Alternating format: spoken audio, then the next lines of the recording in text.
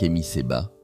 en réponse à la procédure de déchéance de ma nationalité commise par la France-Afrique contre ma personne, dont l'objectif inavoué était de tenter de limiter mes déplacements et ainsi freiner la portée de mes actions anticolonialistes, le général révolutionnaire et visionnaire Abdourahmane Tiani, chef de l'État du Niger, accompagné des valeureux membres du CNSP, qui depuis leur prise de pouvoir il y a 1 an de cela maintenant, mènent une révolution historique au Sahel, a décidé de m'octroyer le passeport diplomatique, eu égard au combat que je mène depuis 25 ans pour l'Afrique, CU au péril de ma vie. Si chacun sait que mon ONG Urgence panafricaniste compte de solides partenaires géostratégiques dans le sud global, important il est de préciser que rien ne me touche plus que de voir le gouvernement le plus révolutionnaire actuellement en Afrique décider de m'accorder cette protection et cette reconnaissance. Plus que quelconque autre document que j'ai en ma possession émanant de mes alliés, celui-ci venant du Niger constitue un symbole puissant pour les Africains, témoignant de l'existence d'une dynamique panafricaniste fondamentale. Et un rappel du fait que lorsque vous vous battez pour votre peuple, vous recevrez toujours le soutien de ceux qui, comme vous, luttent pour le bien-être de notre peuple. Cette démarche, comme je l'ai dit, n'aurait jamais pu se réaliser sans la volonté expresse de l'une de mes principales sources d'inspiration politique au niveau institutionnel, en l'occurrence le général Tiani, chef de l'État du Niger, le général Modi, ministre d'État, ministre de la Défense, le général Toumba, ministre d'État, ministre de l'Intérieur,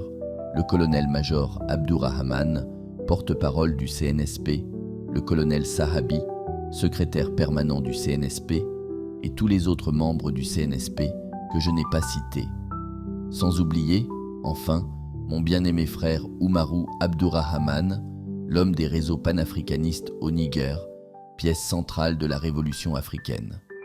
Nécessaire il est de rappeler que, depuis sa prise de pouvoir, le CNSP a posé, sous la direction du général Tiani, des actes historiques au XXIe siècle, tels que la dénonciation des accords coloniaux liant le Niger à la France, la nationalisation de la Société nationale des eaux, le renvoi de l'ambassadeur de France, la suspension des médias de la France-Afrique, RFI et France 24, Jeune Afrique, la dénonciation de la convention fiscale établie avec la France, le retrait du G5 Sahel, l'abrogation de la loi sur les trafics illicites de migrants, le retrait de la CEDEAO, la dénonciation de l'accord sur le statut du personnel militaire des États-Unis, la rupture de contrat avec les truands français de l'entreprise Orano.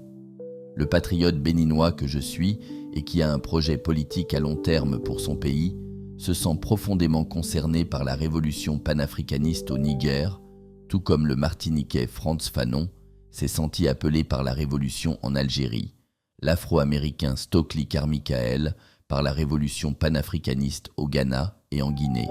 ou, dans un autre ordre d'idées, l'Argentin Che Guevara s'est senti touché par la révolution à Cuba. Je crois en une idéologie, un projet de vie, et je ferai tout pour continuer, plus encore qu'auparavant, à propager le panafricanisme aux 4 coins du monde. In fine, les autorités françaises pensaient m'enterrer, alors qu'en me persécutant, elles ont, une fois encore, contribué involontairement à me renforcer.